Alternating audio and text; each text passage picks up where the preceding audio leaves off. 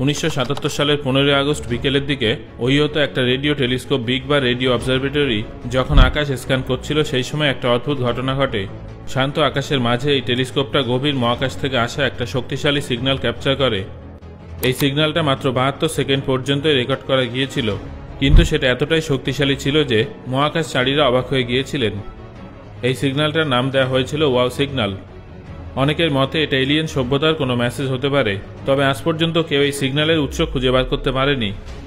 এই রহস্যটা এখনও পর্যন্ত অমীমাংসিতই রয়ে গেছে। তবে ওয়াও সিগন্যালের মতোই আরও অনেক ব্যাখ্যাতীত ঘটনা আছে যেগুলো বিজ্ঞানীদের এই ব্রহ্মাণ্ডের রহস্য সম্পর্কে ভাবতে বাধ্য করে। এই কৌতূহলের কারণে অন্ধকার এই মহাকাশের অনাবিষ্কৃত জায়গায় অনুসন্ধান করার জন্য দুটো বিশেষ মহাকাশযান ভয়েজার 1 এবং ভয়েজার 2 লঞ্চ করা হয়েছে, যেগুলো বর্তমানে আমাদের সৌরজগৎ থেকে বাইরে বেরিয়ে গেছে। 40 বছরেরও বেশি সময় ধরে যাত্রা করার পর আজও এই মহাকাশযান দুটো মহাকাশে এগিয়ে চলেছে, কিন্তু আর কতদিন? ভয়েজার এখন কোথায় আছে এবং এখন এই মহাকাশযানটা কোন মিশনের দিকে এগিয়ে যাচ্ছে? বন্ধুরা, আজকের এই ভিডিওতে আমি আপনাদের ভয়েজার স্পেসক্রাফটের রহস্যময় যাত্রাপথের সম্পর্কে জানাবো। বর্তমানে ভয়েজার মহাকাশযান কোথায় আছে, কী অবস্থায় আছে, এই সমস্ত প্রশ্নের উত্তর জানার জন্য ভিডিওটা শেষ পর্যন্ত অবশ্যই দেখুন। তাহলে চলুন শুরু করা যাক। 1977 সালটা এমন একটা সময় ছিল যখন মানব সভ্যতা ডিজিটাল এজের কাছে দাঁড়িয়েছিল। মহাকাশ প্রতিযোগিতার থেকে অনেক দূরে নিশ্চিন্তে দুটো মহাকাশযান তৈরি করা হচ্ছিল, যাতে সেটা সৌরজগতের বাইরে সফর করতে পারে। ভয়েজার 1 এবং ভয়েজার 2 লঞ্চ করার পিছনে নাসার একটা সহজ উদ্দেশ্য ছিল সৌরজগতের বাইরের দিকের গ্রহ যেমন বৃহস্পতি, শনি, ইউরেনাস এবং নেপচুনের সম্পর্কে তথ্য একত্রিত করা এবং তারপরে মহাকাশে হারিয়ে যাওয়া। এটাই ছিল এই মহাকাশযানের প্রধান কাজ। এই দুটো মহাকাশযানকে এমন একটা সফরে পাঠানো হয়েছিল যেখান থেকে তারা আর কখনো ফিরবে না। কেউ এটা অনুমান করতে পারেনি যে এই দুটো সাধারণ মহাকাশযান এমন একটা পথে এগিয়ে চলেছে যেটা কয়েক দশক ধরে সচল থাকবে।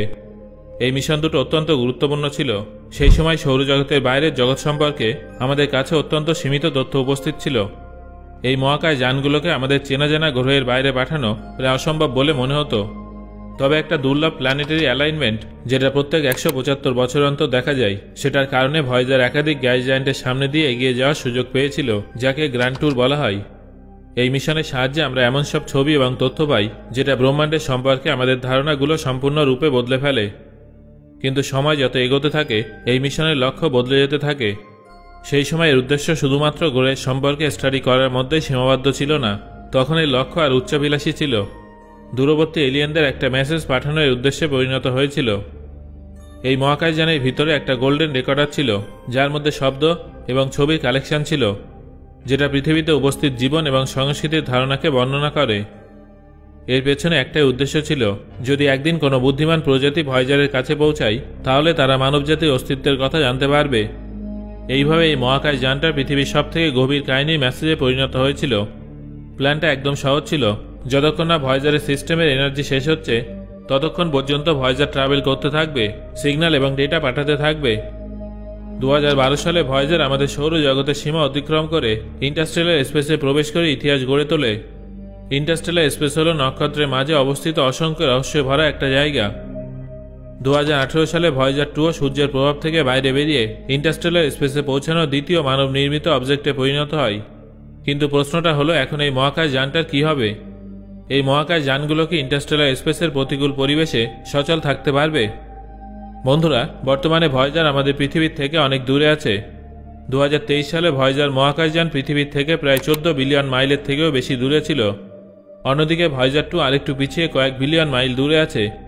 তবে শুধুমাত্র দূরত্ব এই সফরের সবথেকে রহস্যময় পার্ট নয়। ভয়েজার 1 এবং ভয়েজার 2 উভয় বিগত কয়েক বছর ধরে আমাদের সৌরজগতের প্রান্তে থেকে আমাদের কাছে ডেটা পাঠাচ্ছে, কিন্তু যখন সেটা আরও দূরে গিয়ে ইন্টারস্টেলার স্পেসে প্রবেশ করে তখন এই মহাকাশযানের পাঠানো সিগন্যালের শক্তি অনেক দুর্বল হয়ে যায়, যার ফলে সেটাকে শনাক্ত করা অনেক কঠিন হয়ে ওঠে।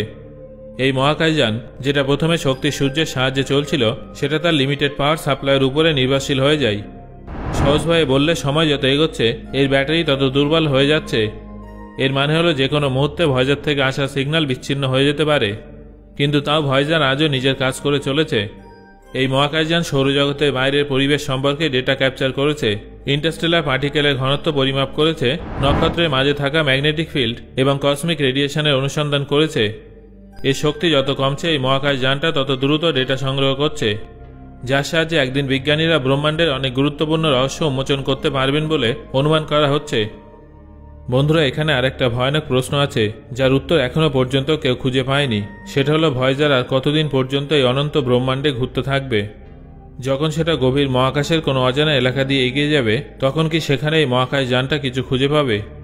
যেমন অন্য কোনো সৌরজগৎ, কোনো রোগ প্ল্যানেট কিংবা কোনো এলিয়েন সভ্যতা, যেটাই মহাকাশ যানের যাত্রাপথে আর একটা নতুন অধ্যায় প্রকাশ করবে। আচ্ছা, উভয় ভয়েজারের মধ্যে উপস্থিত সেই গোল্ডেন রেকর্ডারে কি হবে? কেউ কি কোনোদিন সেই রেকর্ডে থাকা মানব সভ্যতার মেসেজগুলো উদ্ধার করতে পারবে? তারা কি আমাদের সেই মেসেজগুলো ডিকোড করতে পারবে? নাকি ভয়েজার মহাকাশযান মহাকাশের অন্ধকারে হারিয়ে যাবে? যত দিন এগোবে ভয়েজার 1 এবং ভয়েজার 2 এর শক্তি ধীরে ধীরে কমতে শুরু করবে। এই মহাকাশ যানটা রেডিও টেলিস্কোপ থার্মো ইলেকট্রিক জেনারেটরের সাহায্যে চলে। অনুমান অনুযায়ী 2025 সালে ভয়েজার 1 স্পেসক্রাফট তার ইনস্ট্রুমেন্ট অপারেট করতে ব্যর্থ হবে এবং 2030 সালে ভয়েজার 2 একইভাবে বন্ধ হয়ে যাবে। সেই সময় দুটো মহাকাশ যানই সারা জীবনের মতো শান্ত হয়ে যাবে। কিন্তু এই দুটো মহাকাশ যান সম্পূর্ণরূপে বন্ধ হয়ে যাওয়ার পরেও তাদের যাত্রা চালিয়ে যাবে।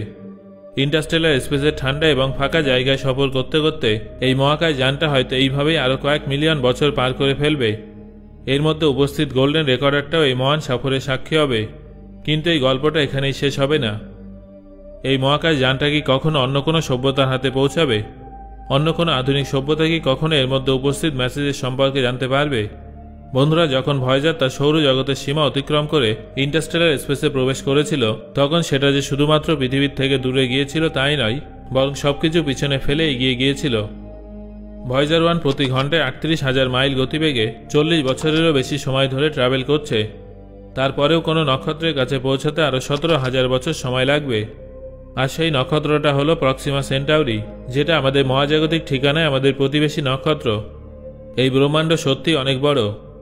ভয়েজার 1 এবং ভয়েজার 2 আমাদের কাছে যে সমস্ত ডেটা পাঠাচ্ছে, সেগুলো ব্রহ্মাণ্ডের কিছু গভীর রহস্য সম্পর্কে আমাদের জানতে সাহায্য করছে। এই মহাকাশ যানটা মহাকাশের সেই সব দিক থেকে আমাদের রিডিং পাঠাচ্ছে যেটা আগে কখনো পর্যবেক্ষণ করা হয়নি।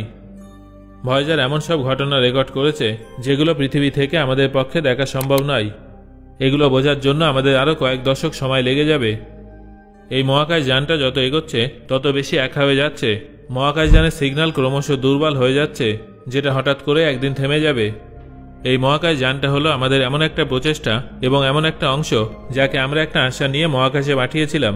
আর সে আশাটা হলো কেউ হয়তো একদিনের খুঁজে পাবে এবং পৃথিবীবাসীর কথা জানতে পারবে। আমাদের আশাকে সঙ্গী করে এই মহাকাশ যানটা ক্রমশ এগিয়ে যাচ্ছে। তবে এটা একদম সত্যি যে ভয়েজারকে আমরা আর কখনোই ফিরে পাবো না। এই মহাকাশ যানটা নিজের সঙ্গে এমন একটা সভ্যতার স্মৃতি বয়ে নিয়ে এগোচ্ছে যারা স্বপ্ন দেখার সাহস দেখানোই কখনোই পিছপা হয় না। সো বন্ধুরা, এতক্ষণ আলোচনা শোনার পর আপনার কি মনে হচ্ছে ভয়েজার আর কতদিন পৃথিবীতে সিগন্যাল পাঠাতে পারবে? আপনার মতামত অবশ্যই আমাকে কমেন্ট করে জানান।